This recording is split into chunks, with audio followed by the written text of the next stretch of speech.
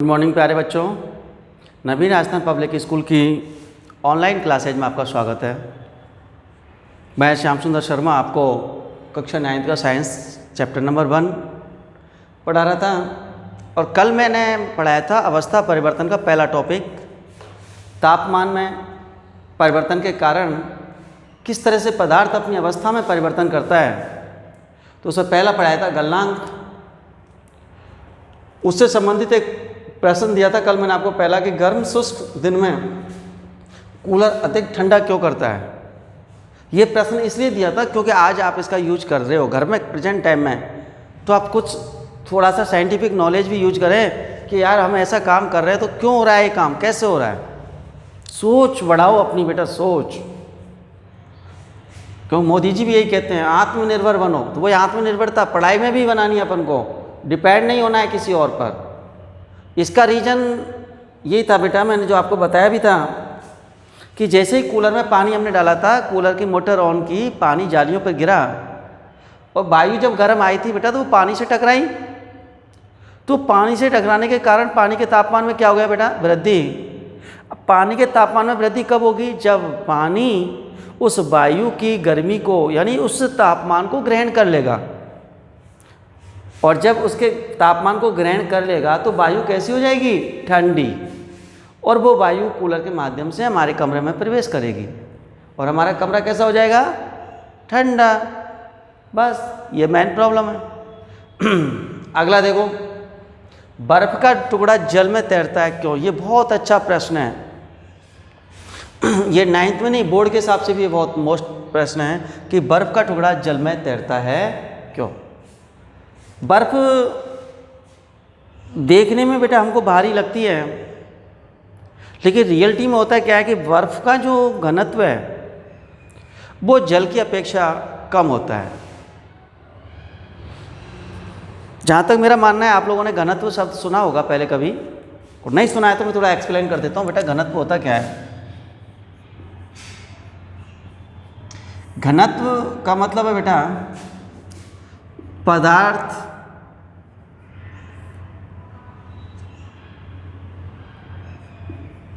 का द्रव्यमान बटे पदार्थ का आयतन। ये चीज़ें तो मैंने तुमको बताई थी कि पदार्थ की पहली कंडीशन यही है कि उसमें द्रव्यमान भी होना चाहिए और उसका आयतन भी होना चाहिए। नहीं हुआ, अगर नहीं होगा ये दोनों चीज़ें तो पदार्थ नहीं कहलाएगा। तो आपने इसमें क्या देखा बेटा कि जो बर्फ़ है, बर्फ़ का द्रव्यमान जो है वो आयतन की तुलना में कम होता है। फिर वही वाली बात, आप कहोगे हम कैसे माने, क्योंकि आप मानते तो किसी चीज़ को ही नहीं, मत मानो। फ्रीज तो है आपके घर में, अभी खड़े हो, एक कटोरे में पानी भरो और पानी भरकर उस कटोरे पे एक लेबल लगा लीजिएगा। इस तरह से देखो, मैं आपको बता दूं, ये पात्र ले लो, इसमें जल भर दो, जल भर के और यहाँ पर कोई निशान बना लीजिएगा किसी पेन वगैरह से, इस तरह से लेबल, और इसको फ्रीजर में रख दो। ये प्रैक्टिकल बगैर पैसे के ही हो जाएगा आपका और बगैर मेहनत के ही। शाम को देखना, जब आप शाम को देखोगे तो इसमें जल की जगह क्या बना मिलेगा, बर्फ़। फ्रीजर में रखना है इसको, जब मिलेगी बर्फ़, नहीं तो पानी ठंडा होकर रह जाएगा। आप जब इसको फ्रीजर में रखोगे तो जो बर्फ़ मिलेगी आपको वो इस तरह से मिलेगी, इस तरह से।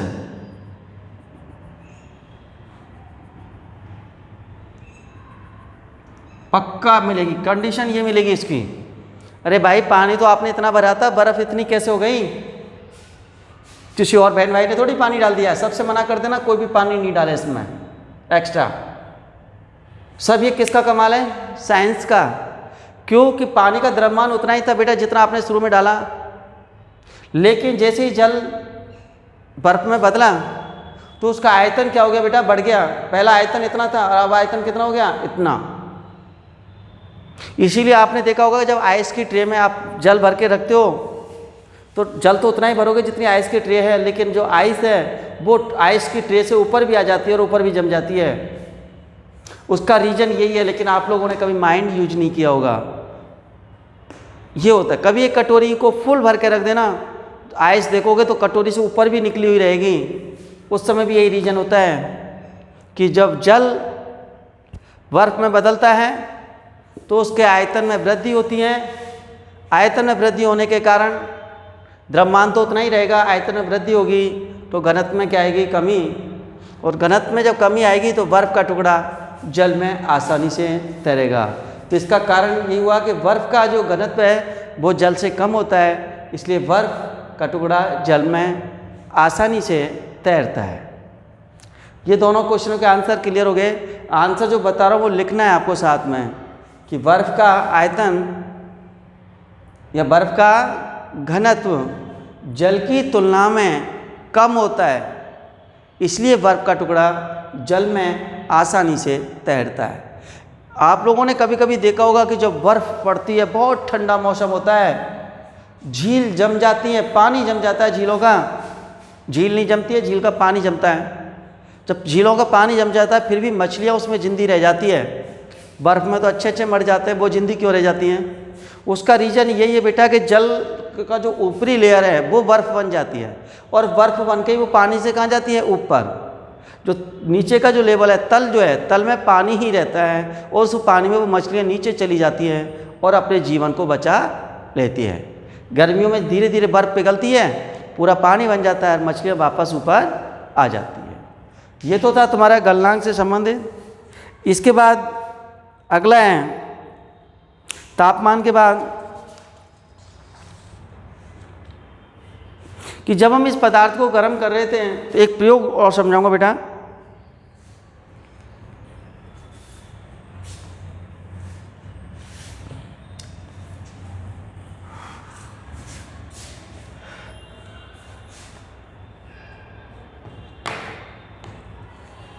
ऊष्मीय ऊर्जा,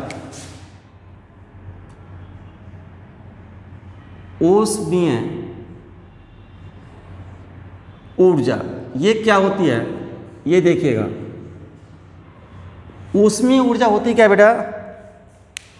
इसके लिए आप एक पात्र लीजिएगा, भगोनी। घर में कर सकते हो इस प्रैक्टिकल को, सारे प्रैक्टिकल मैं करके बताता हूँ आपको, बाहर जाने की ज़रूरत नहीं है। बाहर कोरोना है, आपको पकड़ लेगा। घर में प्रैक्टिकल करते रहो, पढ़ाई भी करते रहें। जैसे आपने ये भगोनी ले ली और इसमें जल भर दीजिए।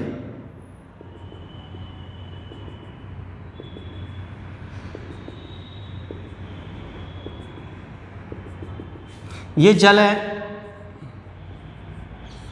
ये पात्र, यहां पर एक थर्मामीटर लगा दीजिए। थर्मामीटर जानते होंगे, ये कोई खाने की चीज़ नहीं होती, ये तापमान मापने का एक उपकरण होता है। जब आप कभी बीमार होते हैं तो डॉक्टर देखा होगा आपके मुंह में एक कांच की सी छड़ घुसा देता है। वो कांच की छड़ क्या थी? थर्मामीटर। इसमें इस तरह से तापमान के लिए डिग्रियां बनी रहती है, जिससे अपन आराम से नाप सकते हैं। सबसे पहले जब आपने इस पात्र में पानी डाला, पानी का तापमान आप रीडिंग कर लोगे। फिर इसके बाद बर्नर की सहायता से इसको, या गैस पर गैस ले लो, अब तो खूब आ रही है घर में, कोई दिक्कत नहीं है। इसको गर्म करो। जब गैस से इसको गर्म करोगे तो पानी धीरे धीरे धीरे धीरे गर्म होना प्रारंभ हो जाएगा, और तापमान की जो रीडिंग, थर्मामीटर की जो रीडिंग है उसमें वृद्धि प्रारंभ हो जाएगी। आप देखोगे जैसे जैसे इसको गर्म करते जाओगे, थर्मामीटर का तापमान बढ़ता जाएगा, बढ़ता जाएगा, बढ़ता जाएगा। लेकिन एक कंडीशन ऐसी आ जाएगी जो अभी अभी मैंने बताई थी, 273.15 केल्विन।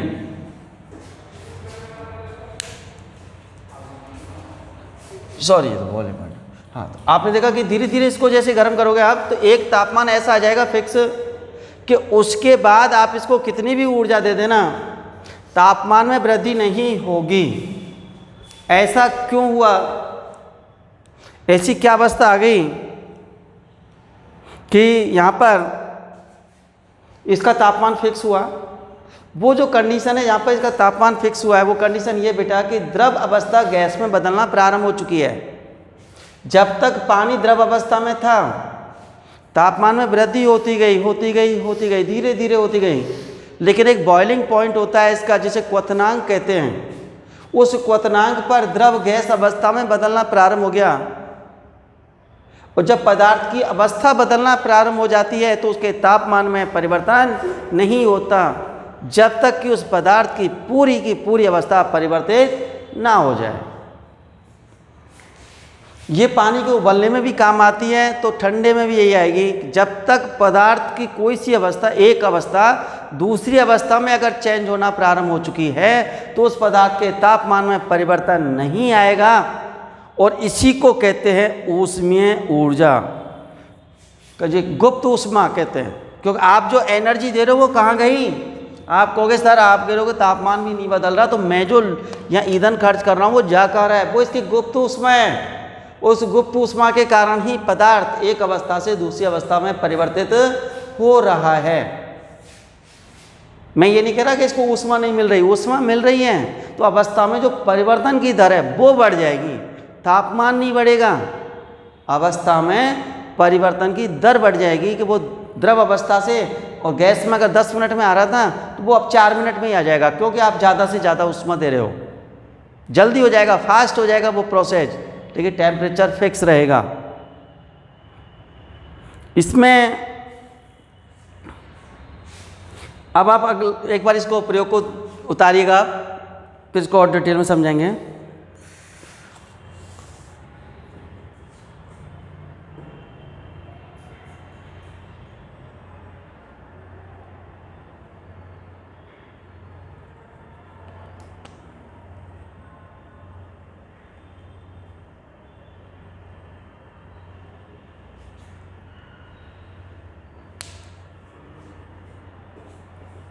अब इसमें जो मैंने एक पॉइंट अभी आपसे कहा था कि फिक्स टेम्परेचर हो गया है और उसका टेम्परेचर नहीं बढ़ेगा, और उसको मैंने गुप्त ऊष्मा भी कही थी। इसी का एक नाम और होता है प्रसुप्त ऊष्मा। उसकी डेफिनेशन लिखवाएंगे आप, देखिएगा।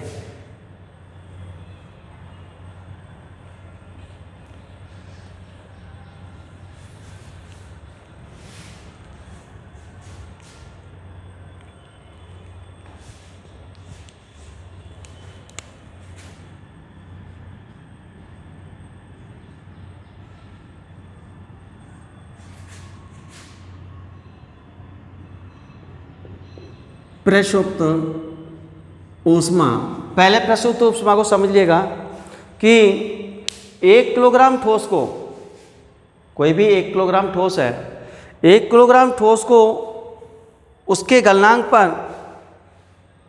द्रव में बदलने के लिए 1 किलोग्राम ठोस को उसके गलनांक पर एक द्रव में बदलने के लिए जितनी ऊष्मा ऊर्जा की आवश्यकता होती है वह उसकी प्रसुप्त ऊष्मा कहलाती है। लिखिएगा सभी।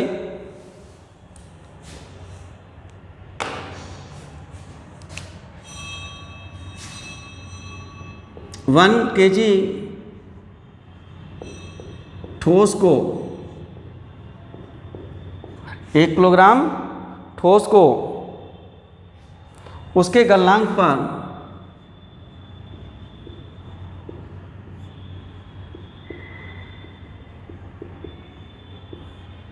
उसके 1 किलोग्राम ठोस को उसके गलनांक पर द्रव में बदलने के लिए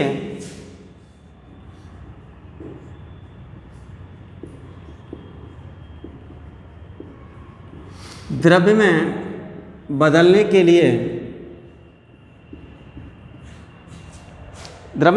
लिए जितनी ऊष्मीय ऊर्जा की आवश्यकता होती है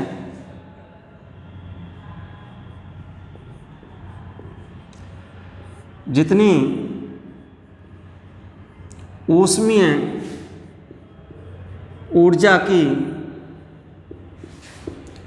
आवश्यकता होती है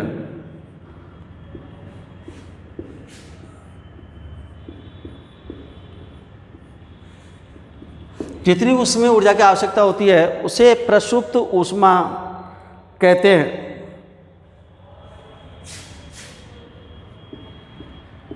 उसे संघलन की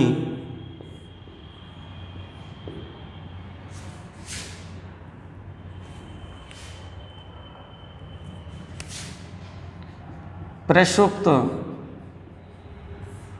ऊष्मा कहते हैं।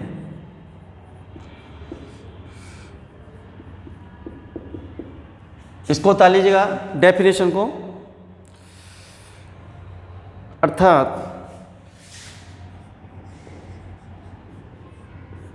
0 डिग्री सेल्सियस,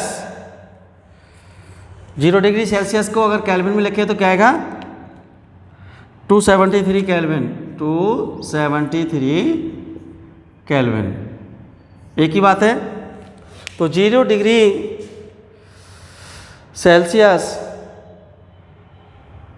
पर जल के कणों की ऊर्जा, पर जल के कणों की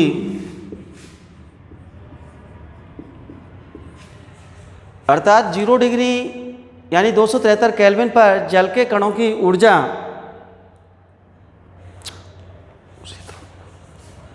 उसी तापमान पर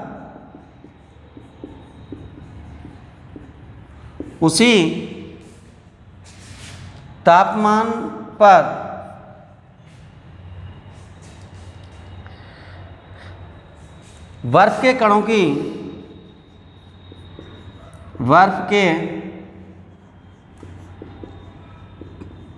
टेम्परेचर सेम है फिर भी उसी तापमान पर बर्फ के कणों की ऊर्जा से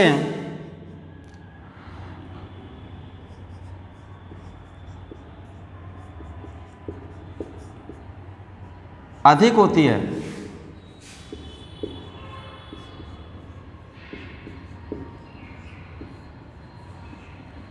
दोबारा समझ लो, एक बार इसको उतार लो फिर इसको दोबारा समझा देंगे आपको।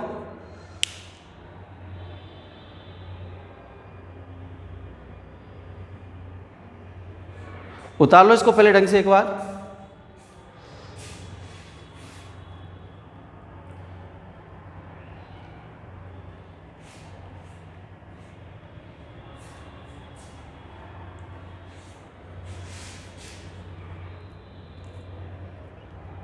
आप देखो यहां दोबारा कि 1 किलोग्राम ठोस था, उसको हम द्रव में बदल रहे हैं।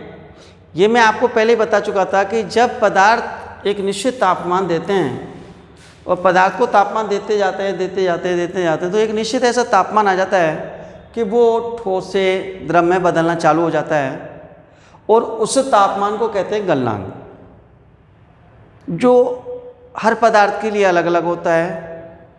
तो 1 किलो ठोस के लिए अपन निकाल रहे हैं, मान निकाल रहे हैं प्रसुप्त ऊष्मा का कि भाई कितनी ऊष्मा दें जब जाके हमारा काम हो पाए। तो इसके तुलना करने के लिए बेटा एक ठोस है इसलिए हम 1 किलोग्राम पर इसकी तुलना करेंगे। जैसे मान लो अगर किसी को 1 किलोग्राम की मात्रा है उसको पिघलना है तो इतनी ऊष्मा, 10 किलोग्राम है तो 10 से उसको मल्टीप्लाई कर देंगे। किसी के पास 5 किलोग्राम है तो 5 से मल्टीप्लाई कर देंगे और 8 किलोग्राम है तो 8 से मल्टीप्लाई कर देंगे। तो आपने इसमें क्या देखा कि 1 किलोग्राम ठोस को उसके गलनांक पर, क्योंकि ठोस से द्रव में बदलेगा वो निश्चित उसके गलनांक पर ही बदलेगा। गलनांक पर द्रव में बदलने के लिए जितनी ऊष्मा ऊर्जा की आवश्यकता होती है कि भाई इतनी ऊष्मा आपको देनी पड़ेगी। ज़्यादा दोगे तो जल्दी बदल जाएगा, कम दोगे तो नहीं बदलेगा, वहीं रुका रहेगा। तो 1 किलोग्राम ठोस पदार्थ को द्रव में बदलने के लिए जितनी आपको ऊष्मा ऊर्जा देनी पड़ रही है, आवश्यकता जितनी है, वो उस पदार्थ के लिए, सबके लिए नहीं बेटा, पर्टिकुलर उस पदार्थ के लिए प्रसुप्त ऊष्मा कहते हैं। यानी प्रसुप्त ऊष्मा जो निकाली है वो पर्टिकुलर 1 किलोग्राम के लिए निकाली जाती है। अब आपको कितना किलोग्राम बदलना है उसका मल्टीप्लाई यानी उसका गुणा आप प्रसुप्त ऊष्मा के साथ करेंगे तो मल्टीप्लाई करके आप उस पदार्थ के लिए ऊष्मा की मात्रा ज्ञात कर सकते हैं। कि 4 किलोग्राम को बदलने के लिए कितना चाहिए, 3 को बदलने के लिए कितना चाहिए, या 10 किलोग्राम को बदलने के लिए कितना चाहिए। आपने देखा होगा एक छोटी भगोनी में पानी ले लो 1 लीटर और एक 5 लीटर ले लो बड़ी भगोनी में, तो क्या दोनों पानी एक साथ गर्म हो जाएंगे क्या? नहीं। क्यों? 1 लीटर के लिए कम और 5 लीटर के लिए ज़्यादा टाइम लगेगा। तो उसका रीज़न यही होता है बेटा, भाई 1 लीटर की प्रसुप्त ऊष्मा अलग है और 10 की अलग है, तो इस चीज़ का ध्यान रखेंगे। अब सवाल आता है ऊष्मा का, बर्फ का और जल। आप लोगों ने देखी होगी कि एक निश्चित टेम्परेचर पर जल भी है और बर्फ भी है, दोनों को अलग अलग हाथ से छू के देखो, आपको बर्फ ज़्यादा ठंडी लगेगी, जल की अपेक्षा आपको क्या ज़्यादा ठंडा लगेगा? बर्फ, आइस ज़्यादा ठंडी लगेगी। जबकि टेम्परेचर रूम टेम्परेचर है, नॉर्मल है, रखी हैं दोनों चीज़ें एक साथ, तो फिर ऐसा क्यों हो रहा है? ये क्यों ज़्यादा ठंडी लग रही है? क्योंकि 0 डिग्री सेल्सियस का मतलब होता है बेटा 273 केल्विन। ये भी आपको बताएंगे कि 0 डिग्री सेल्सियस यानी 273 केल्विन पर जो जल के कणों की ऊर्जा है, जल के कणों की जो ऊर्जा है उसी तापमान पर बर्फ के कणों की ऊर्जा से क्या होती है? अधिक। बर्फ ज़्यादा ठंडी होती है, पानी थोड़ा सा उससे गर्म लगेगा। इसी का एग्जाम्पल मैंने समझाया था अभी, मछली वाला जो उदाहरण लिया था कि बर्फ ऊपर आ गई, जल नीचे है, टेम्परेचर सेम है, फिर भी नीचे जल में मछलियाँ जीवित हैं। तो उसका रीज़न यही था बस कि जल की ऊर्जा अधिक, और जल में ऊर्जा अधिक है इसलिए जल में मछलियाँ जीवित रह पाती है। तो हम कह सकते हैं कि हमें बर्फ़ क्या लगेगी? ज़्यादा ठंडी लगेगी। आशा है कि अब ये दोनों टॉपिक आपको ढंग से क्लियर हो गए होंगे। बीच में एक टॉपिक निकल के आ रहा था यहाँ पर 273 केल्विन में, इसको थोड़ा सा क्लियर करा देता हूँ बेटा, फिर बाद में रह जाएगा। कि यदि आपको कोई भी तापमान दे दिया जाए, जैसे आपको दे दिया 25 डिग्री सेल्सियस, और इससे कह दें कि आप इसको केल्विन में परिवर्तित कीजिए, तो केल्विन में परिवर्तित करने का एक ही तरीका है, 25 में कितना प्लस करोगे? 273, 5 और 3 8 और 7 और 2 9, 298 डिग्री सेल्सियस। सॉरी, सेल्सियस को केल्विन में बदलना है बेटा, केल्विन, यानी डिग्री सेल्सियस को केल्विन में बदलने के लिए 273 प्लस कर देंगे। जैसे आपको दे दिया मान लो 27 डिग्री सेल्सियस, इसको कन्वर्ट करना है, वही आएगा 27 प्लस 273, तो कितना जाएगा? 100 केल्विन, 300 केल्विन, क्योंकि 273 है, 27 को प्लस करोगे, 7 + 3 10, हासिल 1, 7 और 2 9 और 10 की 0 हासिल 1, 2 और 1 3, 300 केल्विन हो जाएगा। ये तो था डिग्री सेल्सियस को केल्विन में बदलने का। अब वो उल्टा भी करवा सकता है आपसे। उल्टा कैसे करवा सकता है? कि आपको केल्विन दे दें, जैसे मान लो यही केल्विन दे दिया आपको, बोले 300 केल्विन है, डिग्री सेल्सियस में बदलो, तो इसमें डिग्री सेल्सियस में बदलने के लिए क्या होगा बेटा? 300 - 273, तो कितना आ जाएगा? 27 डिग्री सेल्सियस। या जैसे मान लो आपको दे दिया 297 केल्विन, इसको आपको बदलना है, वो 297 - 273, तो आपके पास आएगा आंसर 24 डिग्री सेल्सियस। एक बार इसको उतार लीजिएगा आप सभी नोटबुक में अपनी में।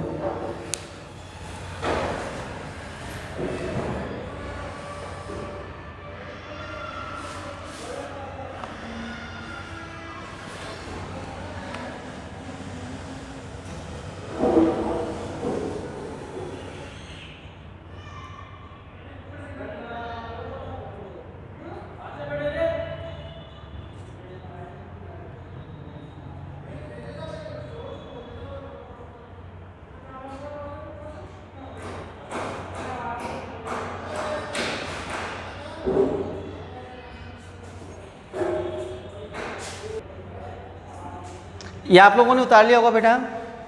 मैं इसी पॉइंट पर एक चीज़ और सिखा देता हूँ आप लोगों को। आपने देखा होगा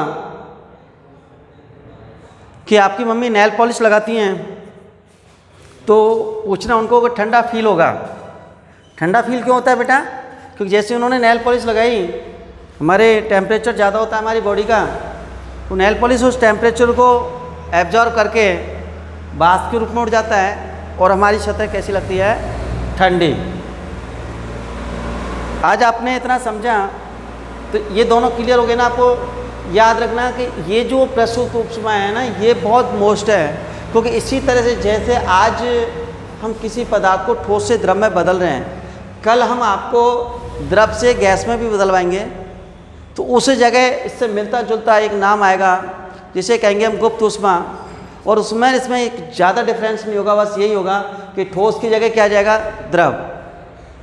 वहाँ भी कंपलसरी होगा कि एक निश्चित तापमान होगा जिसे बॉइलिंग पॉइंट कहते हैं, क्वथनांक कहते हैं। उसी बॉइलिंग पॉइंट पर जितनी ऊर्जा की जरूरत पड़ेगी वह उसकी गुप्त ऊष्मा होगी। तो इसलिए इसका ध्यान रखना। इस डेफिनेशन को आज जितना अच्छा आप लर्न कर लोगे, कल आपको जो नेक्स्ट प्रोसेस है द्रव से गैस में बदलना, वो उतना ही आपको अच्छा याद होगा। तो आज कितना आपने समझा, इसके लिए मैं आपको कुछ क्वेश्चंस देता हूँ, इनको आप सॉल्व करके लाएंगे।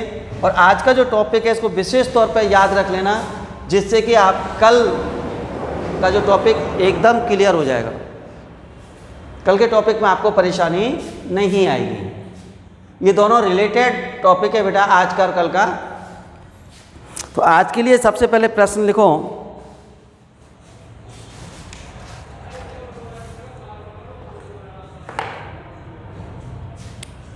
निम्नलिखित तापमान को सेल्सियस में बदलो। निम्नलिखित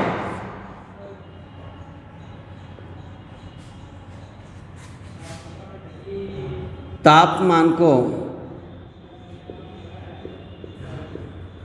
डिग्री सेल्सियस में बदलो।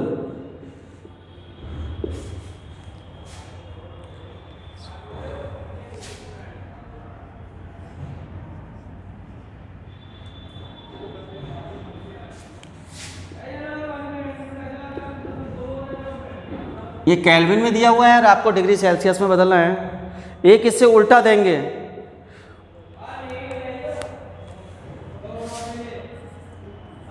Question number 2,